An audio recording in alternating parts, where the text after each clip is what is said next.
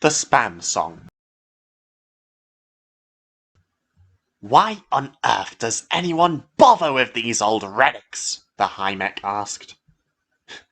You tell me. That fat idiot who owns the main line here seems to be fond of them.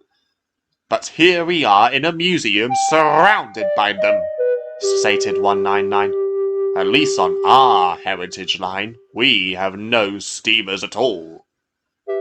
The little shunter said nothing. She just looked at her buffers sadly.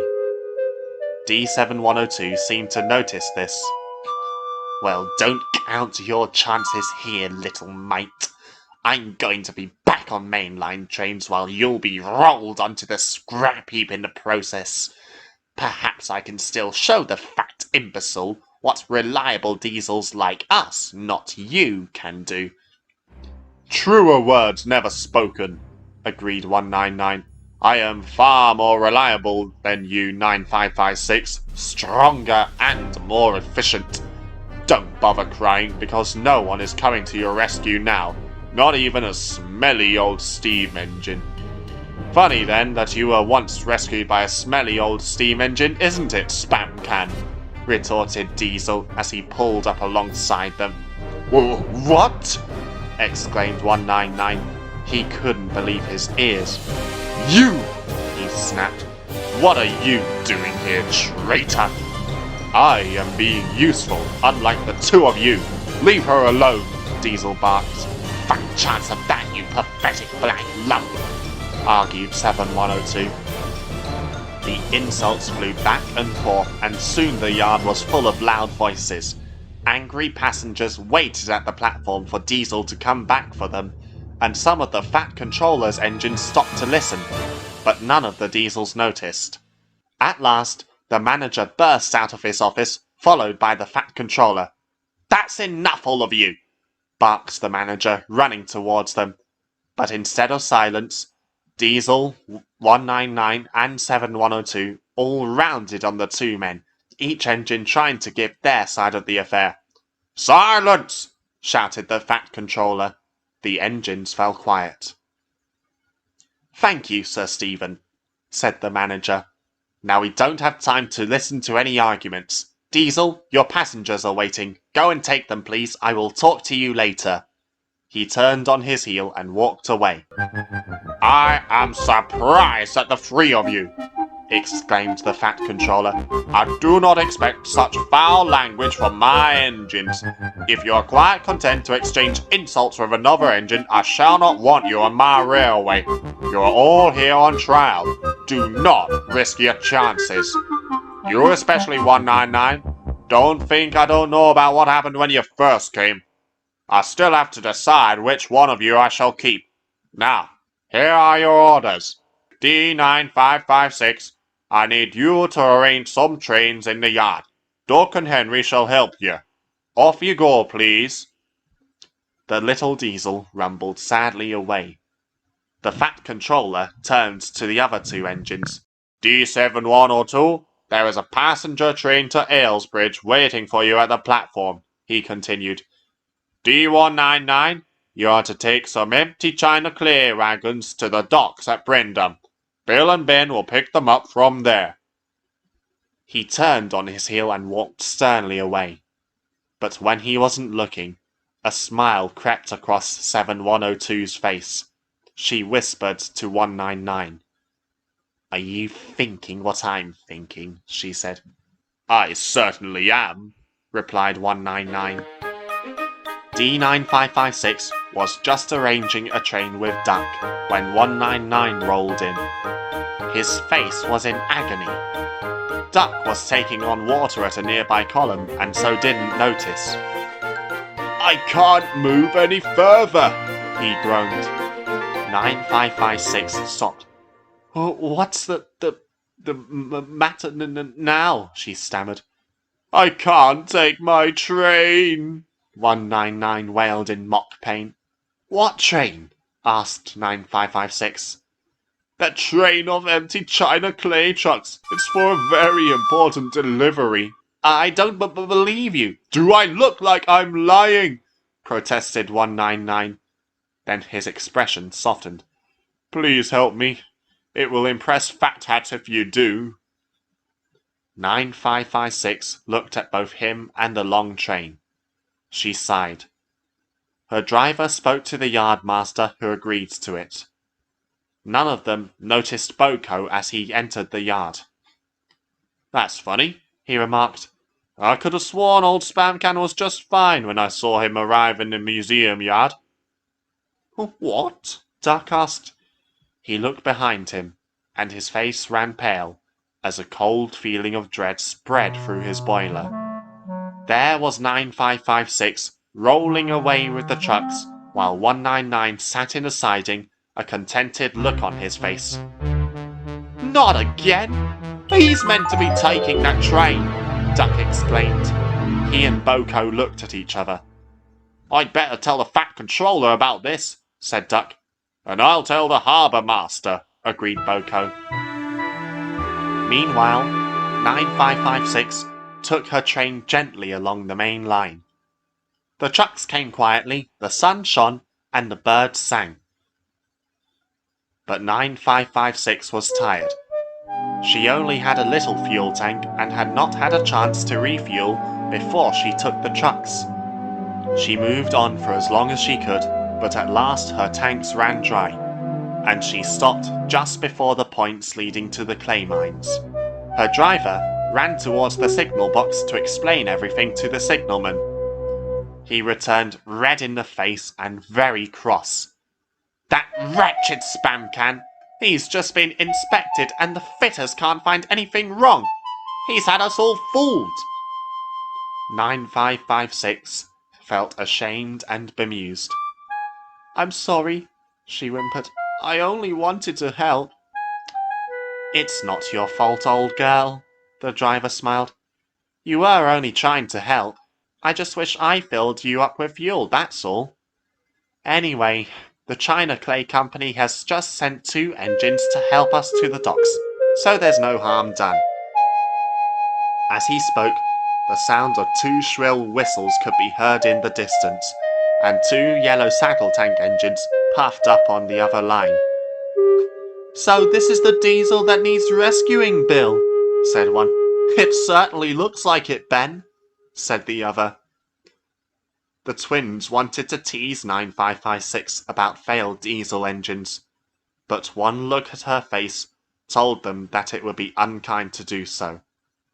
So they buffered up to her and hauled the train triple-header to the docks. They left 9556 on a siding next to a fuel pump and shunted the trucks into place on the other line ready to take away. The fuel cascaded into 9556's tank. She felt much better.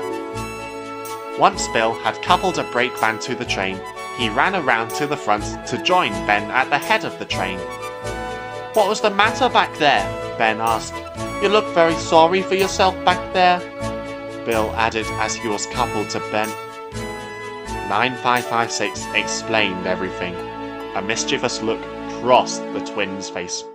Leave it to us, they said. We'll sort him out. They watched the little diesel clatter silently away. The twins took their trucks to the China clay pits and then arranged some loaded trucks into a long train. Once they were underway, they whispered something to the trucks. So you'll help us then? The engines asked. Yes, yes, yes, the trucks replied. They giggled and chattered about it. When they reached the harbour yard, the twins shunted them into place. Behind them stood some points that led towards a siding. This ended near the main road, where a butchery stood opposite.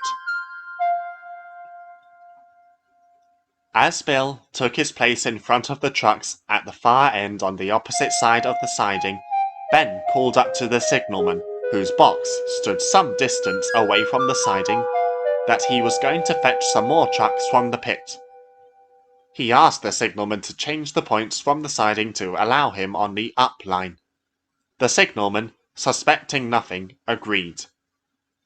Later, 199 came grumbling into the yard. He was confused and annoyed at having to come down here. Ben was nowhere to be seen, but Bill was pulling on some trucks. Their loads were heavy and their brakes were on.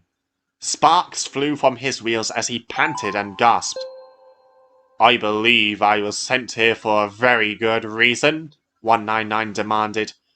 "Yes," panted Bill.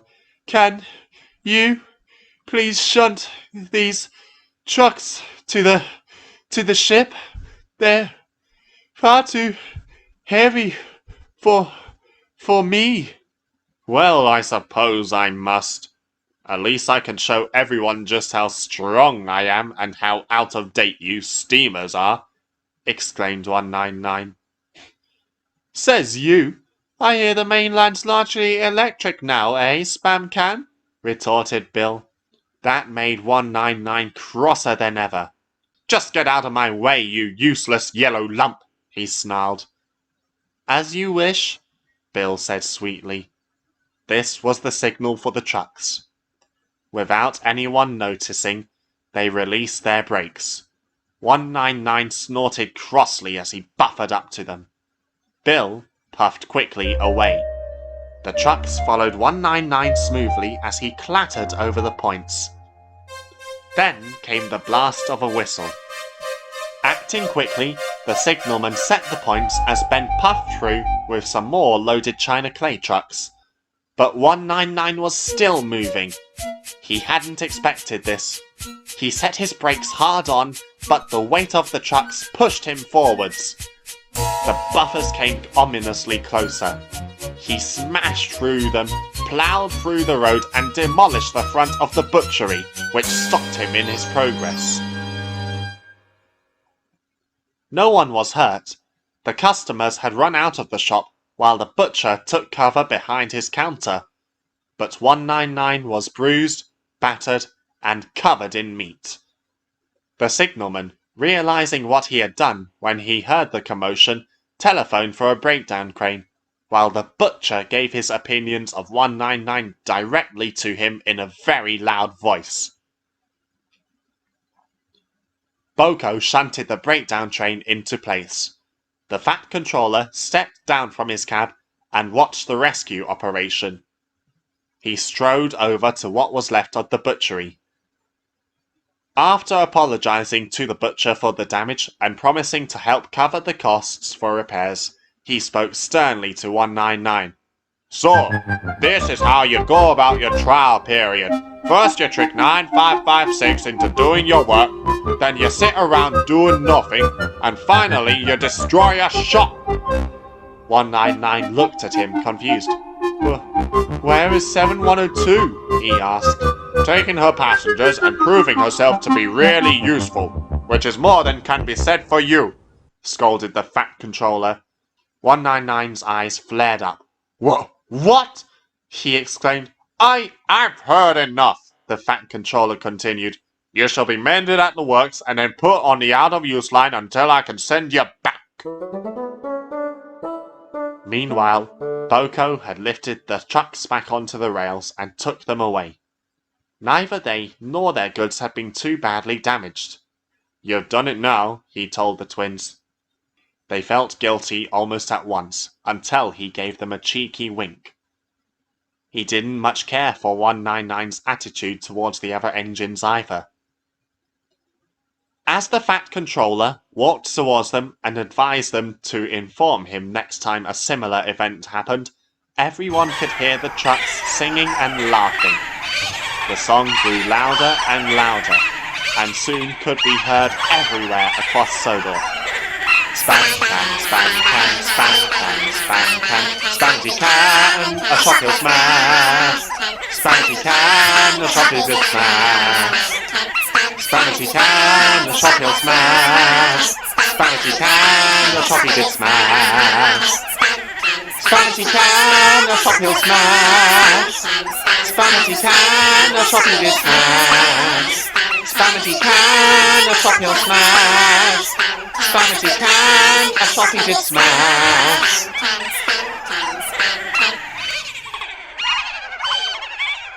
That evening, The Fat Controller sat in his office thinking over the day's events.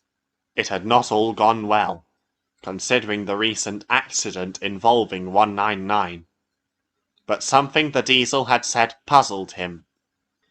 199 did not pretend to look shocked to find that 7102 was taking a passenger train. He really meant it. A nasty feeling came over the Fat Controller. He resolved to get to the bottom of the matter as soon as he could. But right at that moment, he still had a rail tour to arrange.